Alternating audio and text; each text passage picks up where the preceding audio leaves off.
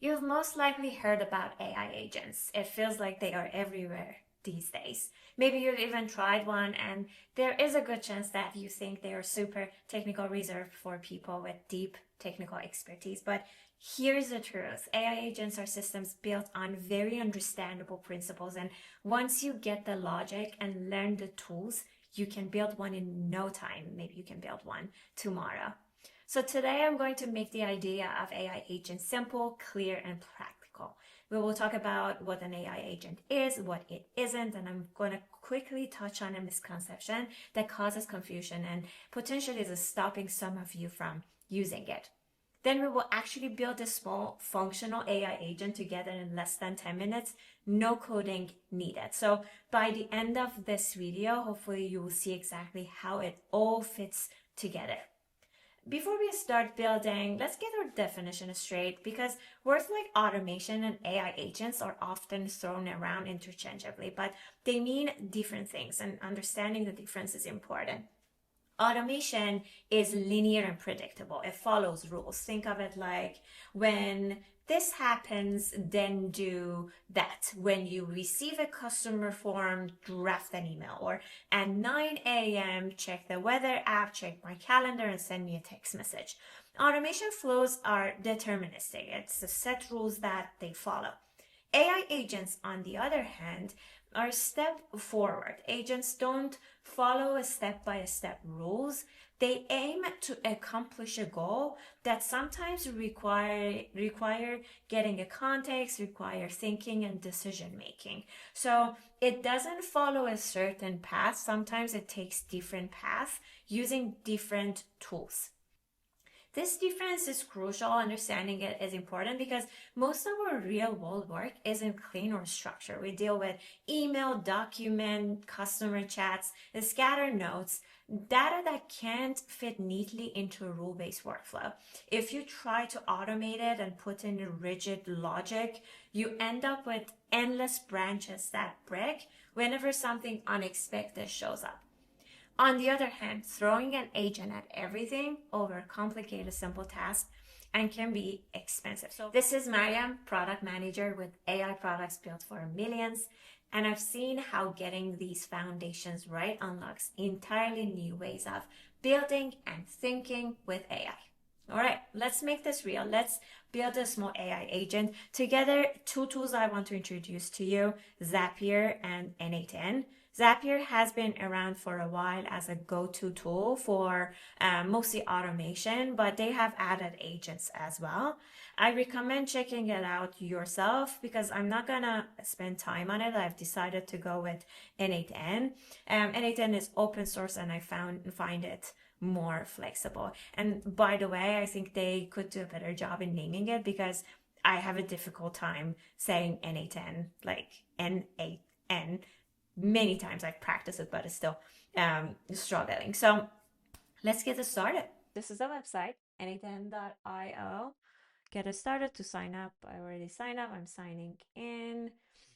It's taking me to the overview page, which has basically all the previous workflows that I've started. One quick call out, for the purpose of this presentation, I'm going to use the cloud version of it. You can get 14 days free trial. Just know that there are cheaper ways to use N8N that I will explain in a future um, video, but for this purpose, use cloud and you can get 14 days free trial.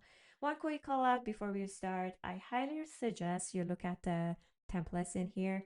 These are the open sourced other agents that individuals built and the tools that they have used. Highly suggest because you can learn what are the use cases, what are the AI agents that you can build, what are the tools that how you can use it. Great learning material that I suggest you check it out. Also, you have an option of starting your workflow leveraging one of the templates. But for the purpose of today's presentation, I'm going to start from scratch. So this is the interface. That's what I'm saying. It's more of a drag and drop rather than coding. So no coding needed. Of course, in some cases, in advanced cases, you can choose to code. The system supports it, but majority of the AI agents that I've built, I haven't done any coding, and I'm going to show you how to do it today. So one thing before I start, what am I building? I am building this very simple Gmail agent. Um, so imagine I'm a busy individual. I receive a lot of urgent emails, but I'm going out of town. I don't have internet access, so I need my agent to check my email, look for certain urgent messages, and text message to me the summary and recommended answers for me to read. So what we can do, the first step in every workflow is a trigger. So what starts or kicks off your workflow? You'll see different options exist. You can trigger it manually. The ones that I frequently use are app event. You can go and see like different apps that you can basically say, if certain thing happen in app X, start this workflow. And the second most frequent one that I use is on a schedule. So based on the timing, on the frequency, it kicks off the workflow. For this purpose, I'm going to use a schedule trigger, which is saying, okay, I feel comfortable if you check every 6 hours and trigger this workflow. You click on back to canvas, the trigger is in there. And I'm gonna say, okay, next, the next in the note is basically I want you to go to my Gmail and I want you to get many messages, read many messages. You need to authenticate in here. Just remember, you need to sign in with Google. I've already done that. You need to give certain access to NFN to basically be able to go and access your Gmail. I've done this before. I'm authenticated already. I'm gonna say like go get many limit of 50 because I don't want it to go and read like every email that is in there, like thousands. You can add filters. For example, you can say I want the read a status to be on red and some additional filters that you can add in here as well.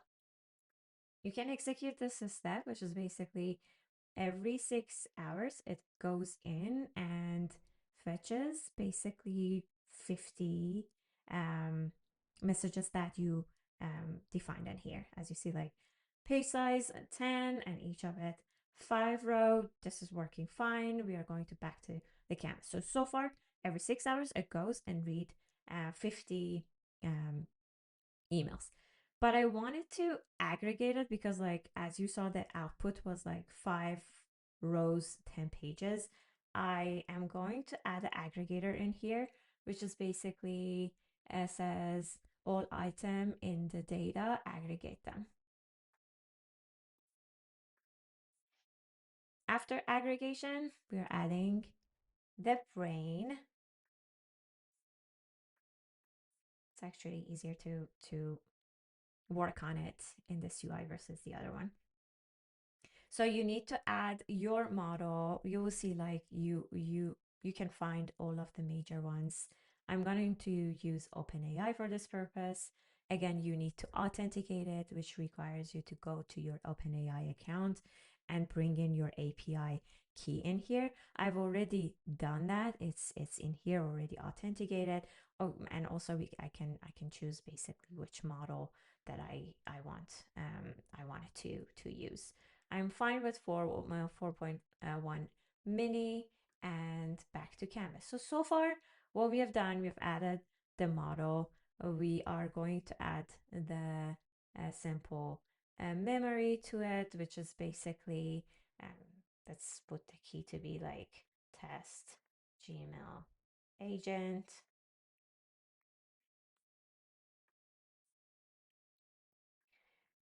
And what I'm gonna do, I'm going to say that basically we need a prompt. We need to let our model know what exactly what actions need to be taken. So my aggregator seems my aggregator is not working.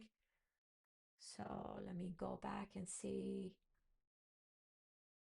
specified fields, and I want it to be the snippet. So basically, it just aggregates a snippet part of the 50 emails that I asked it to do. Now, let's say if, perfect, I'm going to drag and drop my snippet and I'm going to write my prompt in here. Fine. Below, this is the prompt. I'm going to say, read my emails. I'm gonna to simplify the prompt here, but you will know like all the prompt engineering principles applied here. Read my emails, define if there is any urgency,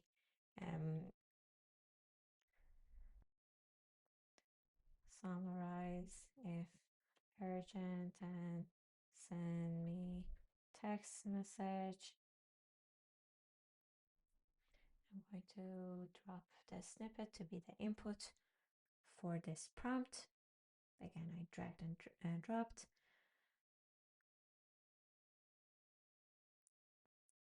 So actually the output says I don't have access to your emails or any external accounts.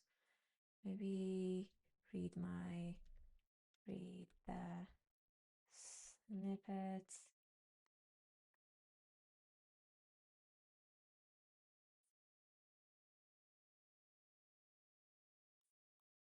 Okay, perfect. Now my last email was about basically authentication given to N8N. Now it's returning. So basically you need to make sure that it actually the input makes sense to the model. I previously wrote emails. It wasn't defined in here as an input here. So I added a snippet and it's now working. Okay, so tools, there are so many AI agents that you can decide to add different tools. For example, let's say you have an AI agent that you wanted to go and read the latest news or stock market changes. So many tools. Again, you can click on it and you can explore different tools that you can go and add to your agents. And reading all those templates that exist can help you get it started.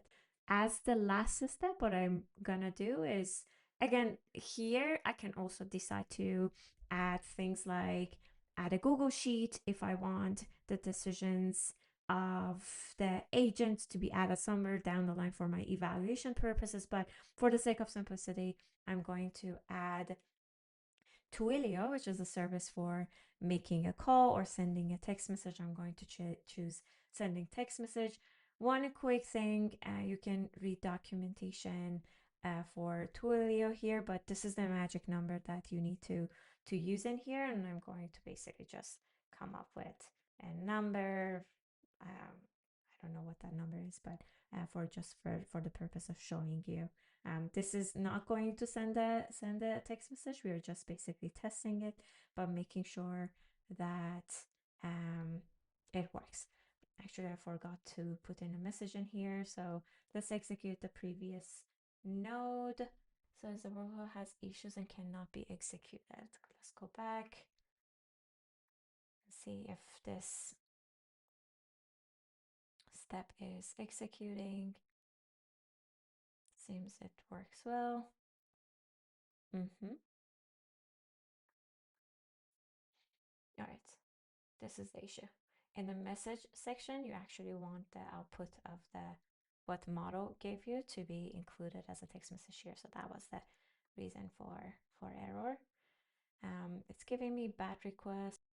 Okay, the phone number is invalid.